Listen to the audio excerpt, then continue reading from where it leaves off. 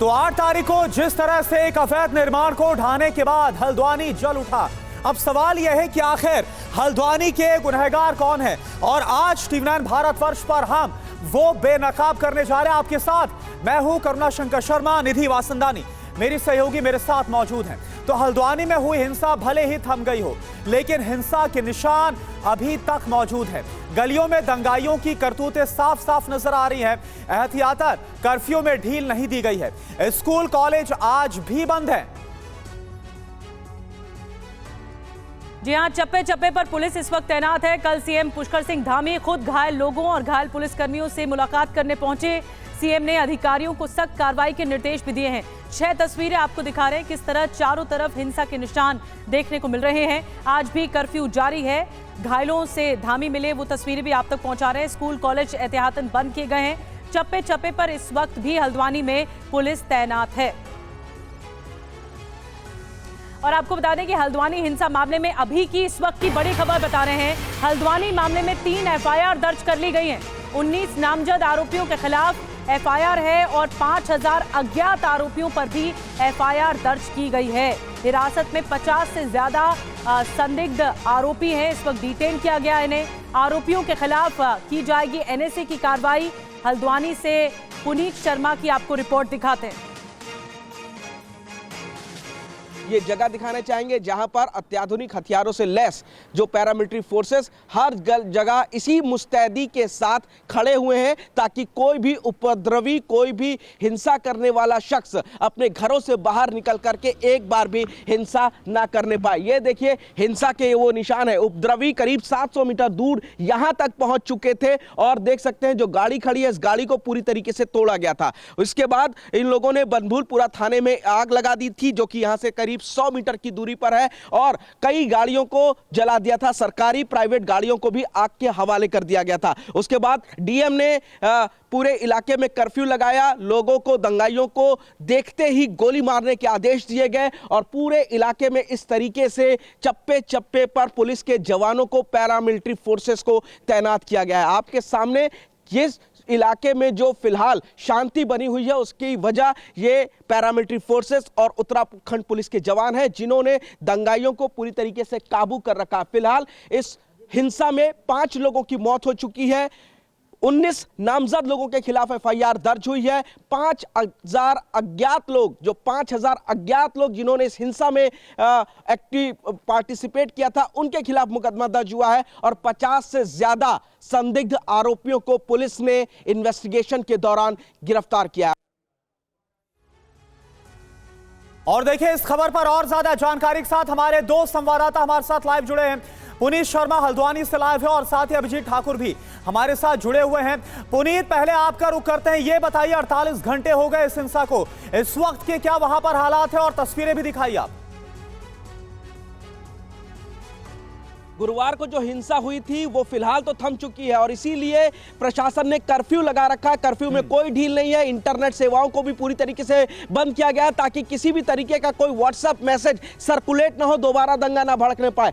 ये बनभूलपुरा का पूरा इलाका है। आप देखेंगे सिर्फ उत्तराखंड पुलिस और पैरामिलिट्री फोर्सेस के जवानों की तैनाती है। इस इलाके में किसी को खिड़की तक खोलने की इजाजत नहीं है। घरों के अंदर लोग पूरी तरीके से कैद और ये तकरीबन 1.5-2 किलोमीटर का जो एरिया है उसमें कोई भी शख्स अपने घर के दरवाजे भी नहीं खोल सकता है। फिलहाल जो इन्वेस्टिगेशन की बात करें तो अभी तक 19 नामजद लोगों के खिलाफ एफआईआर दर्ज हुई है जबकि 5000 से ज्यादा जो अज्ञात लोग हैं जिन्होंने सड़क पर उतर करके पत्थरबाजी की थी, पेट्रोल बम बनाए थे, उनके खिलाफ भी एफआईआर दर्ज हुई है। और इन्वेस्टिगेशन के दौरान पुलिस ने 50 लोगों को हिरासत में भी लिया है। पूछताछ की जा रही है कि किसने आखिर उन लोगों को इंस्टिगेट किया है और क्या किसी व्हाट्सएप ग्रुप के जरिए लोगों को कहा गया था कि वो सड़क पर आए और पुलिस के खिलाफ पत्थरबाजी करें, क्योंकि प्रशासन ने पहले ही कह दिया यह पूरी तरीके से सुनियोजित था। सबसे बड़ी बात है जो आसपास बाइक्स खड़ी थी उन बाइक्स के पाइप को काट करके पेट्रोल बम बनाया गया था और गनीमत इस बात की थी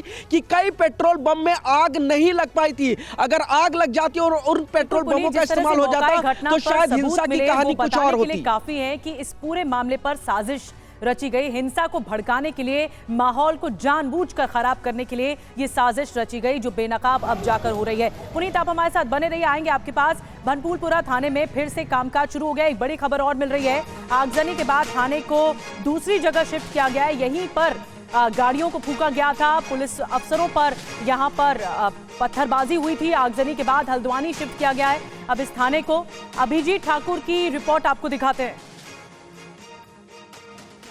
बनभूलपुरा में हिंसा और आगजनी के बाद बनभूलपुरा थाना पूरी तरह से क्षतिग्रस्त हो गया था। पेट्रोल बम इस पे मारे गए थे और इसको जलाने की कोशिश की गई थी, लेकिन दूसरे दिन ही ये थाना एक बार फिर से काम करना शुरू कर चुका है। आप देख सकते हैं कि कुछ मरम्मत के काम भी यहाँ पर किए गए हैं, दीवारों पर प्लास्टर किए गए हैं, उसके अलावा यहाँ पर लाइटें लगाई गई हैं। हालांकि पूरी तरीके से इसको रिपेयर करने में और रिवैम्प करने में समय लगेगा, लेकिन अभी जो तस्वीरें सामने आ रही हैं कि एक बार फिर से ये थाना जो है वो फंक्शनल हो गया है। अंदर आप देख सकते हैं कि कुछ आपको तस्वीरें हम आपको दिखाएं तो स्टाफ भी नजर आएंगे काम करते हुए। हालांकि क्षतिग्रस्त हो गया था थाना पूरी तरीके से। उपद्रवियों ने यहां पर जमकर बवाल मचाया था, जिसके बाद यहां पर आगजनी हुई थी, तोड़फोड़ हुई थी, सीसीटीवी कैमरे भी तोड़े गए थे। लेकिन अभी फिलहाल ये थाना आज से एक बार फिर से काम करना शुरू कर चुका है और इस थाने का जीर्णोद्धार आगे किया जाएगा, लेकिन काम यहां पर आज शुरू हो गया है। तो इस तरीके से यहां पर जो कल की तस्वीर थी वो बहुत परेशान करने वाली तस्वीरें थी, क्योंकि यहाँ पर आगजनी और तोड़फोड़ के बाद तमाम ये गाड़ियाँ यहाँ पर आपको हमने कल तस्वीरें दिखाई थी, लेकिन आप देख सकते हैं कि अब यहाँ पर इन सभी चीज़ों को यहाँ से क्लियर किया गया है, मलबे को हटा दिया गया है और पूरी तरीके से रास्ते को अब यहाँ पर साफ कर दिया गया है, जिसके बाद अब थाने में स्थिति सामान्य है। अब यहाँ पर स्टाफ काम करना शुरू कर चुका है। TV9 भारतवर्ष के लिए रोहित के साथ बनभूलपुरा से मैं अभिजीत ठाकुर। तो अभिजीत ठाकुर एक्सक्लूसिव रिपोर्ट इस वक्त दिखा रहे थे जहां पर थाना शिफ्ट किया गया है, कामकाज शुरू हुआ है दोबारा। अभिजीत के पास चलते हैं। अभिजीत, इस वक्त क्या हालात हैं, क्योंकि पूरी तरह से छावनी में तब्दील है इलाका। 1500 से ज्यादा पुलिसकर्मी चप्पे चप्पे पर तैनात हैं। अभी की सिचुएशन क्या बताई जा रही है?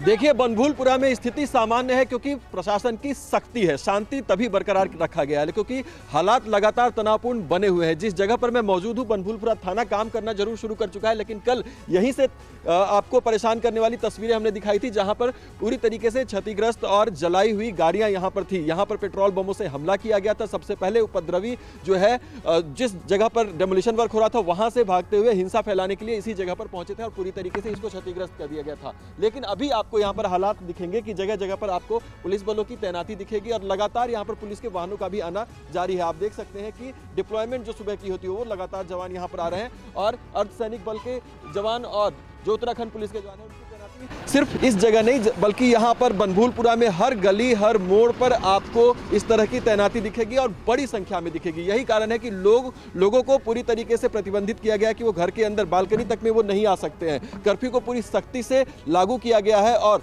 24 घंटे से ज्यादा 48 घंटे होने वाले हैं आज, लेकिन अभी तक किसी तरह की ढील नहीं दी गई है आवश्यक कार्यों के लिए। तो इस तरह की स्थिति में ही यहाँ पर बनभूलपुरा में फिलहाल आपको स्थिति सामान्य दिखाई देगी। लेकिन अगर बात करें कि क्या स्थिति सामान्य करने के लिए क्या ढील दी जाएगी या फिर डिप्लॉयमेंट में कमी, तो ऐसी कोई जानकारी सामने नहीं आ रही है। लगातार स्थिति को मॉनिटर किया जा रहा है ताकि दोबारा उस तरह की कोई सिचुएशन जो है वो ना बनने पाए, इसलिए प्रशासन की लगातार इस चीज पर नजर है। जी बिल्कुल अभिजीत, तो मामले की संवेदनशीलता और जो हालात इस वक्त बने हुए हैं इसको लेकर 48 घंटे बाद भी अभी कोई ढिलाई नहीं दी गई है और अभी भी कर्फ्यू जारी। आप दोनों का बहुत बहुत शुक्रिया ताजा जानकारी देने के लिए, वहां के हालात से रूबरू करवाने के लिए। तो आप देखिए एक और बड़ी खबर क्या है, हल्द्वानी में अलर्ट पर है पुलिस प्रशासन। 48 घंटे बाद भी हल्द्वानी को 5 सुपर जोन में बांटा गया है।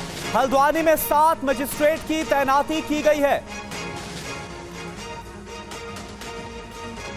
तो आपको बता दें 48 घंटे से अब ज्यादा हो रहे हैं, कोई भी ढील कर्फ्यू में नहीं दी गई है और जो बनभूलपुरा इलाका है उस पूरे इलाके को 5 सुपर जोन से बांटा गया है, जो इलाके की संवेदनशीलता और हालात को देखते हुए, और अभी भी जो पुलिस और प्रशासन उसकी पूरी तैनाती वहां पर है। और एक और बड़ी खबर इस बीच मिल रही है, हल्द्वानी में अलर्ट पर है इस वक्त पुलिस प्रशासन। हल्द्वानी को 5 सुपर जोन्स में बांटा गया है। हल्द्वानी में 7 मजिस्ट्रेट की तैनाती की गई है और सीएम धामी का बयान भी आ चुका है। सुनियोजित साजिश के तहत हिंसा की गई, आगजनी करने वालों पर कार्रवाई होगी, आरोपियों से ही करवाई जाएगी नुकसान की भरपाई। देखिए बहुत बड़ा बयान है ये, क्या कुछ कहा आपको सुनवाते हैं। उत्तराखंड राज्य का जो माहौल है उसको ख़राब करने का कुछ लोगों ने काम किया है। उनके खिलाफ कानून सख्ती से काम करेगा और पूरी घटना के जो वीडियो फुटेज हैं वो निकाले जा रहे हैं। जिन लोगों ने भी सरकारी संपत्ति को और जो लोगों की निजी संपत्ति है उसको नुकसान पहुंचाया है, उन्हीं से उनकी भरपाई होगी। और देखिए एक और बड़ी खबर आपको बताएं, हल्द्वानी हिंसा पर जमीयत उलेमा हिंद के मौलाना मुकीन का बड़ा बयान सामने आया। हमने प्रशासन को पहले ही किया था आगाह। मुकीन की तरफ से कहा गया है प्रशासन के साथ बेनतीजा रही थी बैठक। मौलाना मुकीन का यह बयान, अचानक से हुई कार्रवाई से हालात और ज्यादा खराब हो गए। टीवी9 भारतवर्ष से बातचीत में बोले हैं मौलाना मुकीन।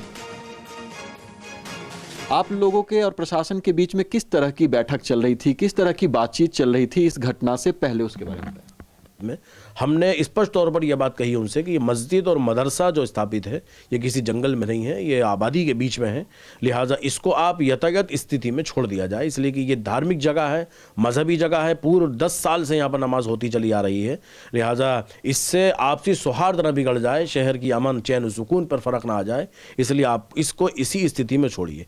अगर ये जो है अवैध है तो फिर इसको वैध करने के लिए जैसे कि फ्री होल्ड एक प्रावधान है, तो हमने कहा एक फ्री होल्ड की प्रोसेस पर हम लोग आ जाएंगे या फिर कोर्ट के रास्ते से हम लोग इसको बचा पाएंगे।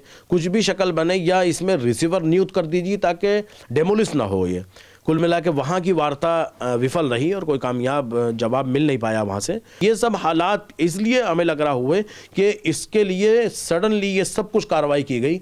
हमें आपके उससे ही कहना है कि अगर प्रशासन को ये सब कार्रवाई करनी थी तो फिर हम पर या जिम्मेदारान जो शहर के हल्द्वानी के हैं उनको इस सिलसिले में कोई कॉल नहीं है, कोई उनकी जानिब से मैसेज नहीं है कि हम ये कार्रवाई करना चाह रहे हैं, और उन्होंने सडनली इस काम को कर गुजरे जिसका नतीजे में ये सब हुआ और हिंसा बढ़ गई और इसका नुकसान हम सब लोग देख रहे हैं। लेकिन प्रशासन को आप लोगों ने पहले सावधान किया था, जताया था कि लोगों के बीच आक्रोश जो है वो पनप सकता है अगर डेमोलिशन या इस तरह की कोई कार्रवाई। हाँ बिल्कुल, साफ लफ्ज़ों में हमने कहा था कि डेमोलिश की अगर कार्रवाई होती है तो चूंकि देखिए आस्था एक चीज़ है, मजहब के नाम पर है और वहाँ लोग नमाज पढ़ते पढ़ाते रहते हैं। अच्छा, लोगों के घर की बात या फ्री ज़मीनों को ले लिया गया, इस पर कोई आक्रोश नहीं हुआ, कोई भी विरोध नहीं हुआ, लेकिन जब मस्जिद और मदरसे की बात आती है तो इससे अवगत कराया गया कि हालात बिगड़ सकते हैं, लिहाजा ये कोई पहले से मनसूबा बंद तरीके पर यह काम नहीं हुआ है कि पहले से एक निज़ाम बना हुआ था और मनसूबा बंद तरीके से पथराव हुआ है। नहीं, ये सब बिल्कुल गलत बात है। जब मौके पर वहाँ मस्जिद मदरसे पर डेमोलिश की कार्रवाई की गई तो किन लोगों ने पत्थरबाजी शुरू करी जिसके नतीजे में हमारे पुलिसकर्मी भी घायल हो गए और जनता भी घायल हुई, जिसका आज ये सब कुछ हम देख रहे हैं, लेकिन इससे पहले हमने प्रशासन को अवगत कराया था।